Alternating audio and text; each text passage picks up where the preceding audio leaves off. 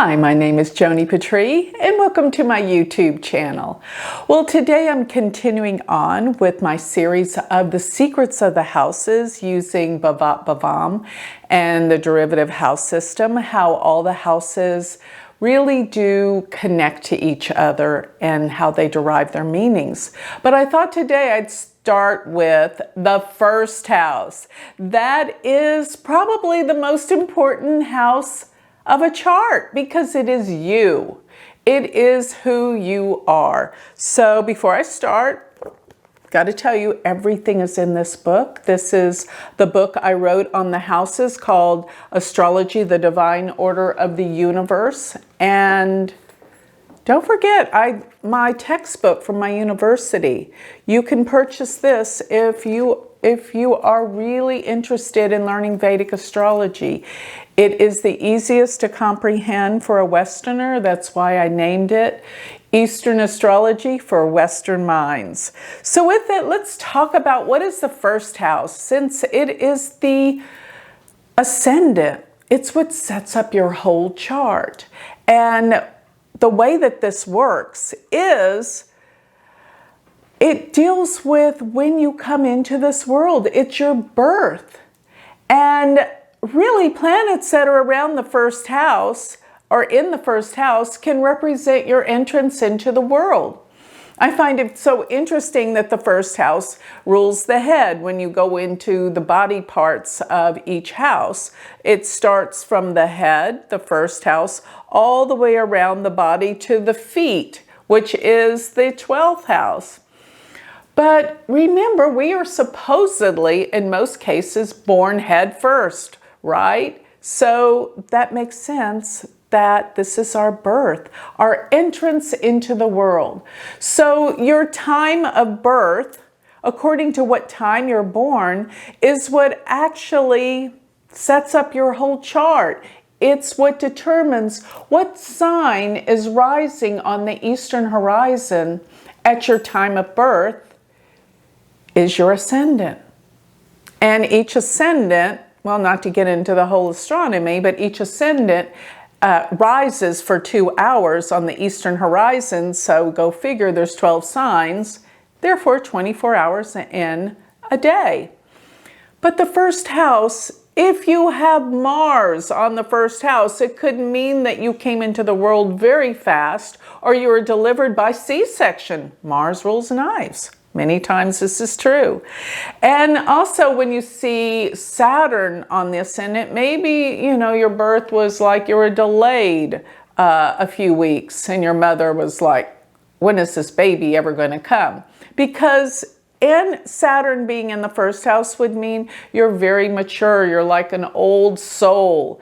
You are always wanting to take care of everyone else because this is who you are. Remember, the first house is who you are. The first house is a Kendra, an angle, and it's probably the most powerful one aside from the 10th house, but it's like you and everything about who and what you are.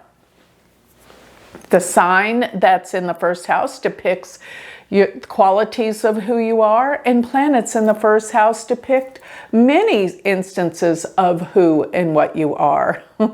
So besides it being the beginning, it also can deal with your personality, how you perceived by the world, how you come off to the world.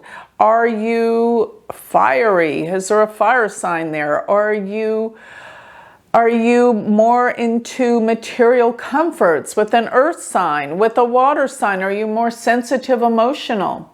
With an air sign, are you a thinker? Are you always thinking and processing information or communicating? That's another quality of who you are by the element that's in the first house.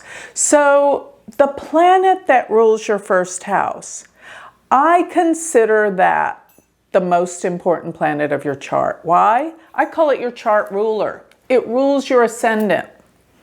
And wherever it resides tells you what will be your interest on and off throughout your life. So you see, the first house determines everything. It also determines by your ascendant what planets rule each of your houses. So it creates the whole setup. What planets are good or what planets are not good. So with the first house, I always say it serves double duty. And what that means is it is an angle, which is also, we call it the Kendra houses, which are the most powerful. When you have planets in the Kendras, those planets stand out. They're of major importance in your life.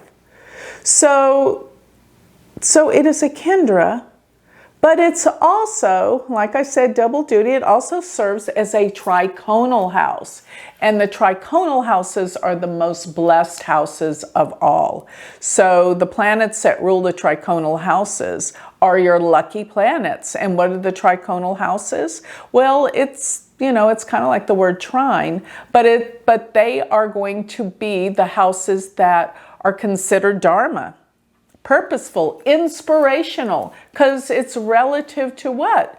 The fire signs. And so the triconal houses are 1, 5, and 9. And the first house is relative to the first sign, which is Aries.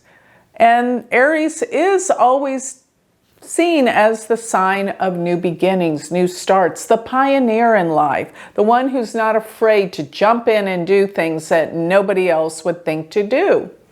So it is the pioneer, it is the beginner. The first house is our beginnings, but it is actually your personality and who you are, what you represent, what you're into. And as I was going on with, so if you consider the Dharma houses, which are the ones that deal with inspiration and drive, they're relative to the fire signs, which the first house is relative to the first sign, Aries, fire.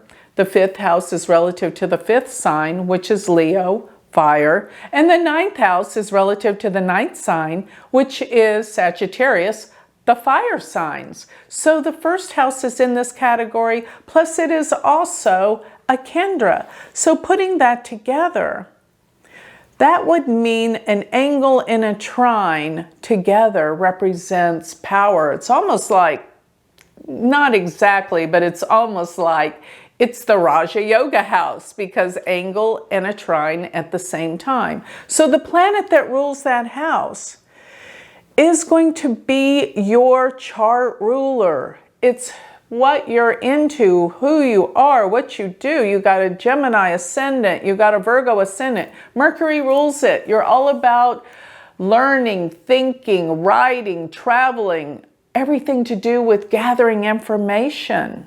So if you have Mars, if you're Aries or Scorpio, Mars rules your ascendant. And Mars is the doer, it's the energy, it's the vivaciousness, it's power. It can be athletic, but with Scorpio, it's going to be more inner than outer.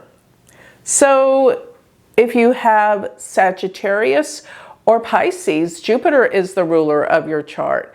And that's the teacher, that's the learned one, that's the one that's a philosopher, the philanthropist, the traveler, the adventurer. That's what that will be. But when you look at, then you take it down to the next quality, like for example, when you're looking at Sagittarius or Pisces, you got the fire of Sagittarius, but the water of Pisces. So even though the ruling planet does take effect, the qualities are tempered by the element, you see.